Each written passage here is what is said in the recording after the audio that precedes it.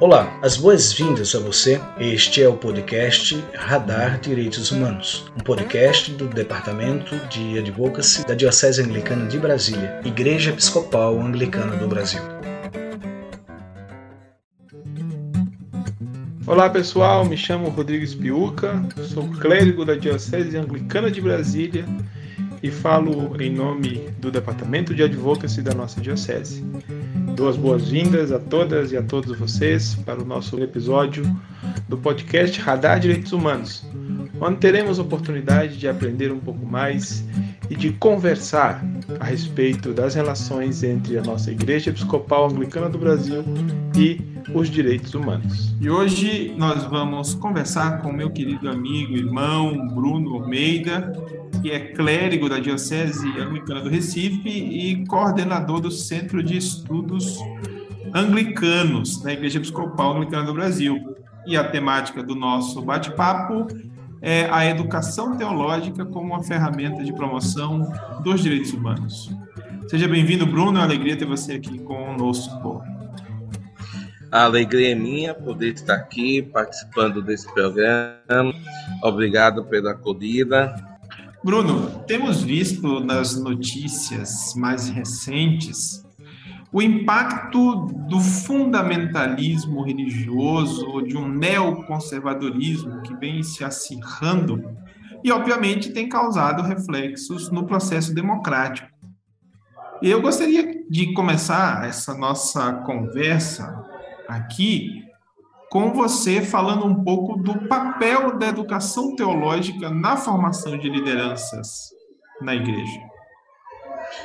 Bom, a educação teológica ela é fundamental para nós prepararmos a liderança como um todo para compreendermos o texto sagrado, compreendermos a Bíblia. Porque o texto em si ele é polissêmico, então você pode se apropriar do texto de diversas maneiras.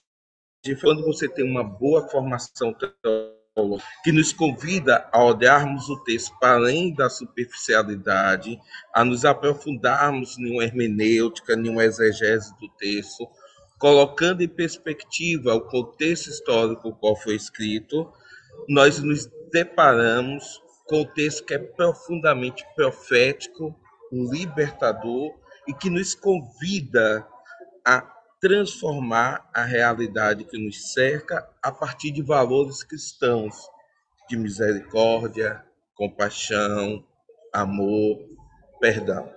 Então, sem uma formação teológica adequada, a possibilidade de nós ficarmos na superficialidade do texto, tanto faz ser uma superficialidade de direita ou de extrema direita, como temos visto, uma superficialidade de esquerda ou de extrema esquerda, igualmente são alienantes. Buscar fazer uma leitura adequada do texto bíblico, bem como do seu contexto histórico e social, é fundamental para nosso crescimento enquanto igreja, enquanto cristãos, mas, sobretudo, para avançarmos enquanto sociedade. Então, pelo que tu me dizes, a educação teológica é uma ferramenta essencial, né, para desenvolver uma espiritualidade, uma religiosidade que não acarrete a dor e o sofrimento, a opressão e a humilhação. E nesse contexto em que estamos vivendo no Brasil, contexto de corrida eleitoral, né, de disputa entre candidatos que almejam ocupar a cadeira mais importante do Poder Executivo, na tua análise de teólogo e cientista das religiões, qual tem sido o papel desta educação teológica superficial? Rodrigo, eu vou começar com uma coisa bem simples. Um dos parâmetros básicos do cristianismo é conhecereis a verdade e a verdade vos libertará. Com a reforma protestante, a ideia de busca da verdade é uma ideia de busca acadêmica pelo o que o texto quer nos dizer. Qual é a mensagem real do texto bíblico para as nossas vidas e para nós. Curiosamente, a gente vive nesse momento eleitoral pastores, pastoras, lideranças religiosas como um todo, que estão subindo aos púlpitos de suas igrejas, mentindo da forma mais descaradas possíveis e dizem que o fazem em nome de Deus. No momento em que eu não tenho uma boa formação para questionar, uma boa formação filosófica para pensar de forma autônoma e dizer, opa, isso que você está dizendo não é verdade, é mentira. O que o texto diz é uma outra, ou até coisas do nosso cotidiano. Então, até essa coisa mais simples de conhecereis a verdade e a verdade vos libertará, nessas eleições foi jogada no lixo. Então, a mentira passou a ser a máxima em muitos púlpitos. Isso tudo porque se diz, de uma forma equivocada, que estamos lutando, é uma luta espiritual e todas as armas são necessárias para se vencer. Quando nós fazemos isso, além de nos afastarmos completamente da mensagem do texto bíblico, nós estamos, aí usando uma linguagem religiosa, do pai da mentira, que é o próprio diabo.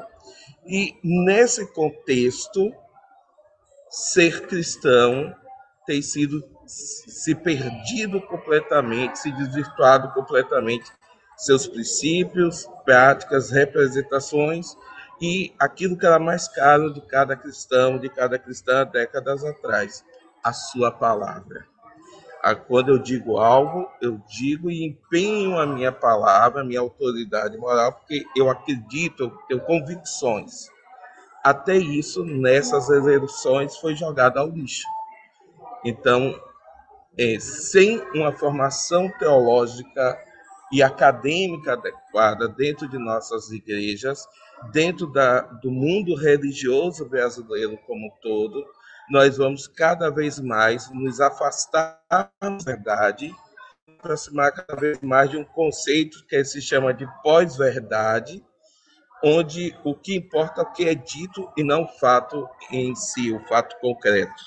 Esse elemento da pós-verdade, né, em que o que vence uma discussão, um debate, uma reflexão é a narrativa e não o fato em si. Embora o fato possa ser conhecido, ele possa ser analisado por diversas lentes de hermenêutica mesmo, como tu bem falaste ali, mas a substituição de uma análise do fato por uma questão da narrativa, isso acarreta alguns perigos à democracia, não, Bruno? Especialmente quando nós estamos falando da vivência da religiosidade, num contexto em que há uma liderança ou um coletivo de lideranças e que vão dizer às pessoas em qual narrativa confiar. Me parece que isso acarreta um grave risco à democracia e à liberdade dos indivíduos. O que tu achas? Exatamente, Rodrigo. Isso ameaça a democracia de forma direta e concreta, porque agora o meu voto ele é tomado de mim, o direito de votar e de pensar por mim mesmo. Então eu passo a ser massa de manobra na mão de pastores, de líderes religiosos, que por muitas vezes vendem o meu voto literalmente por dinheiro. Então não tem também muita preocupação com ideologias ou com princípios, mas eles essa pós-verdade também rouba de nós a cor. Então, nesse contexto de discussão de narrativas, a gente tem coisas que parecem absurdas, mas colocam para a gente um exemplo muito claro do que estamos discutindo. Então, hoje, em pleno século XXI, nós temos, dentro desses grupos, pessoas que afirmam categoricamente que a Terra é plana, porque é assim que está escrito no texto sagrado. E nós todos sabemos que a Terra tem fotos, tem tudo, que a Terra não é plana. Mas essa disputa de narrativa, como você bem disse, o fato já não é mais o fundamental, mas é a minha narrativa. E à medida que eu vou construindo essa narrativa e que eu vou oprimindo uma massa de pessoas, que eu vou transformando um grupo de pessoas em massa de manobra, eu posso ir aprovando leis que, inclusive, vão contra o interesse desse grupo. Simplesmente porque eu coloco meus interesses pessoais ou do meu grupo social acima dos demais. E como podemos furar, Bruno, ou romper essa onda de fundamentalismos que ameaçam a dignidade da pessoa humana? Como a educação teológica pode ser efetivamente um instrumento de promoção e de avanço dos direitos humanos? Rodrigo, acho que esse é um grande desafio para nós que somos uma igreja pequena e que é mais tradicional do ponto de vista histórico. Por quê? Porque nós também perdemos a capacidade, muitas vezes, de falarmos com este grupo. Então, a educação teológica é fundamental para transformar essa realidade. Mas conseguimos alcançar o público-alvo que precisa compreender que a leitura teológica é necessária para que possamos conhecer a verdade, voltando ao conceito que eu usei no início, conhecer a verdade para que esta verdade nos liberte. E isso muitas vezes acontece porque ou a gente faz uma discussão muito acadêmica, muito técnico-científica, que é necessária, mas não pode ser exclusivista, ou muitas vezes nós fazemos uma leitura, por exemplo, da teologia da libertação, que é fantástica, uma discussão bastante profunda e interessante, mas fazemos essa discussão também de forma superficial.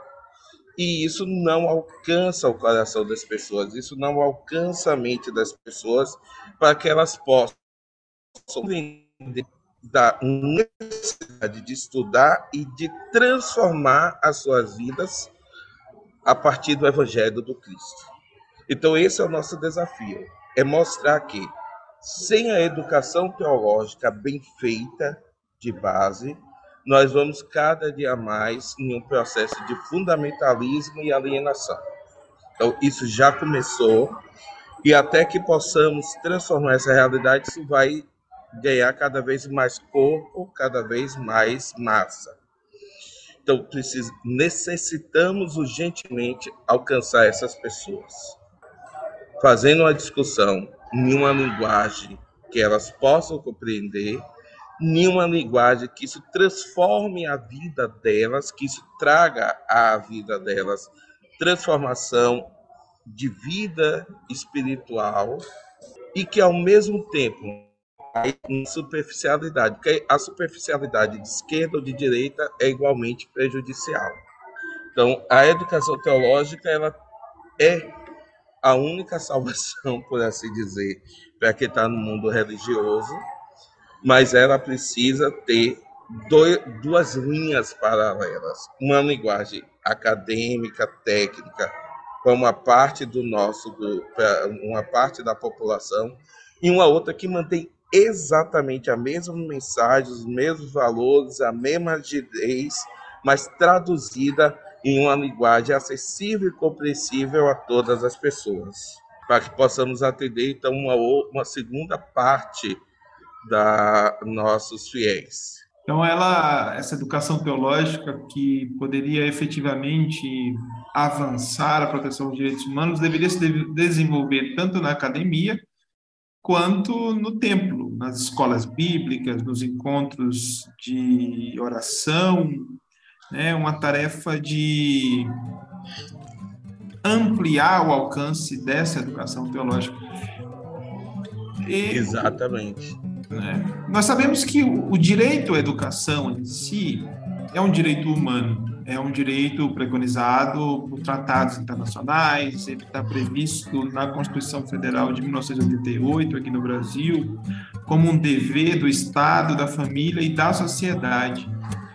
Nesse mesmo sentido, poderíamos dizer que uma educação teológica que não conduza à superficialidade, mas que promova uma reflexão como tu colocas ali, séria, aprofundada, pautada, né, por elementos e métodos científicos, mas que também seja traduzida no dia a dia das comunidades eclesiais, comunidades de fé como um todo. Poderíamos dizer que existe um direito humano à educação teológica saudável e não superficial, Bruno? E eu acho que isso é fundamental e não é só aí não é só um dever da igreja, mas é um dever da sociedade como um todo. Porque aí a gente tem um outro problema que nós não tratamos até aqui, mas eu acho que é pertinente falar, que é a questão do racismo religioso. No momento que nós não fazemos uma discussão séria teológica da religião, né, da educação teológica para a promoção da vida e dos direitos, no seu sentido mais amplo, nós abrimos um espaço enorme para que a gente possa, então, ter as fake news, algumas já seculares em nossa história, determinada tradição religiosa, por exemplo, de matriz africana, do diabo. Então, isso é uma coisa que a gente tem, infelizmente, e em função desse discurso, você tem templos sendo invadidos, destruídos, queimados por pessoas de tradição religiosa cristã, de maneira geral, evangélicos ou pentecostais, neopentecostais. É um absurdo. Isso demonstra para nós o quanto é grave não fazer uma educação teológica de base para toda a sociedade. Então, nós temos, com alguma recorrência, pessoas sendo mortas, pessoas sendo discriminadas, pessoas que, ao buscar um emprego, não conseguem um emprego por causa de sua tradição religiosa. Então, nós temos estudos que mostram que precisam esconder sua determinada tradição religiosa, principalmente se ela é de matriz africana, ou, no caso do Brasil, menor escala, mas também acontece árabe, porque se ele não o faz, provavelmente ele não vai ser contratado em uma determinada empresa, única e exclusivamente por causa de sua tradição religiosa. Então, educar para o respeito à diversidade religiosa, educar para teologicamente falando, para compreendermos a dignidade da vida humana e do chamado que as religiões, de maneira geral, nos fazem para nos tornarmos versões melhores de nós mesmos, para a construção e promoção de um mundo mais justo, mais equânime, onde a medida seja a partir do amor, da misericórdia, da compaixão, ou nós vamos nos afundarmos nesse fundamentalismo religioso que tem raízes e tentáculos nas mais diferentes áreas de nossas vidas. De fato, a educação ela pode ser entendida como um direito em si, né, um dever do Estado, da família, da sociedade, e no que nos interessa aqui nesse bate-papo da igreja ou da organização religiosa, mas a educação é, ao mesmo tempo que um direito em si, ela é uma ponte para o exercício de outros direitos. Ela viabiliza, não é, o exercício de outros direitos. A gente pode perceber que o acesso à educação vai permitir que as pessoas, que eu e vocês que nos escutam, vai permitir que nós, enquanto seres humanos, possamos qualificar nossas interações em sociedade, nós possamos interagir com outras pessoas de uma forma mais qualificada, reconhecendo a própria humanidade e a humanidade do interlocutor e da interlocutora.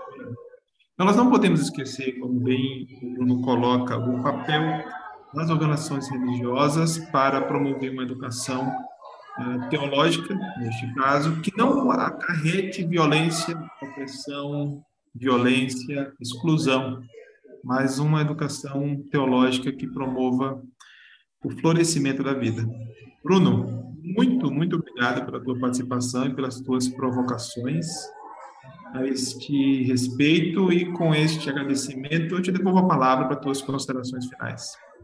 Gostaria de agradecer a você, Rodrigo, ao podcast de Direitos Humanos da Diocese de Brasília, da Diocese Anglicana de Brasília, pelo convite. Eu acho que urgentemente fazermos uma discussão mais profunda e séria da importância da educação teológica em nossa igreja, mas na sociedade como um todo, buscando compreender que sem uma educação teológica de qualidade será impossível a gente combater esse fundamentalismo religioso que tem matado, que tem destruído vidas, que tem roubado o direito do voto dos fiéis e que, infelizmente, com o próprio Evangelho. Então, como eu brinquei já, vou repetir para finalizar, a questão da verdade deixa de ser importante, a questão da arma passa a ser um valor fundamental para quem se diz cristão, que é um afastamento completo do bíblico, da mensagem de Jesus. Então, a todos e todas que nos escutam, eu convido vocês a pensarem, a estudarem, a lerem e a buscarem fazer um curso de educação teológica sério, para que possamos, então, repensarmos as nossas ações enquanto igreja e sociedade, para que novamente possamos voltar a transformar as nossas vidas a partir do entendimento do texto bíblico. Agradeço a todos e todas. Eu conversei com Bruno Almeida, clérigo da Diocese Anglicana do Recife, da Igreja Episcopal Anglicana do Brasil e coordenador do Centro de Estudos Anglicanos. Eu sou Rodrigo Spiuca e você ouviu o podcast Radar Direitos Humanos com o tema Educação Teológica como ferramenta de promoção dos direitos humanos. Fiquem em paz e até o nosso próximo episódio.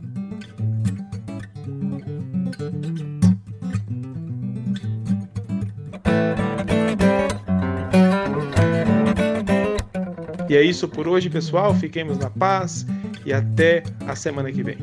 Este foi o podcast Radar Direitos Humanos, da Diocese Anglicana de Brasília, Igreja Episcopal Anglicana do Brasil. Produção e apresentação, Reverendo Rodrigo Spiuca. Edição do Reverendo Isaías Torquato e direção-geral do Bispo Maurício Andrade. Se você quiser entrar em contato conosco, você pode nos encontrar pelas mídias sociais, no Spotify, no Google Podcast e no agregador de podcast de sua preferência. E pelo telefone 61 3443 4305 e pela hashtag Radar Direitos Humanos. Até o nosso próximo encontro.